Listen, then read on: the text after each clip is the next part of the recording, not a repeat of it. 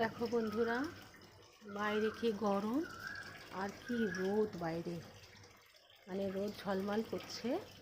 হ্যাঁ, আর গাছগুলো তো একদম শুকিয়ে যাচ্ছে জল না পেয়ে। দেখো, আমি সকালবেলা জল দিয়েছি, গাছগুলো আবার নেতিয়ে যাচ্ছে। এত মানে টেম্পারেচার যে এখন তো চলছে প্রায় 40, প্রচণ্ড গরম। তো আমি একটু রোদটা কমতে আমি একটু বেরোচ্ছি আমার একটা বিশেষ দরকারি কাজে।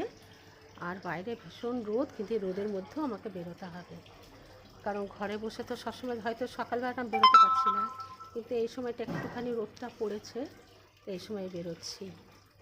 তো এই রোদের মধ্যে আমার মনে হয় কারোর বিশেষ বেরোনোর দরকার নেই, কারণ অনেক সময় এই রোদে মানুষ অনেক অসুস্থ হয়ে পড়ে। যদি বেরোবার হয় রোদটা পড়লে তোমরা বেরিও। বন্ধু, টাটা।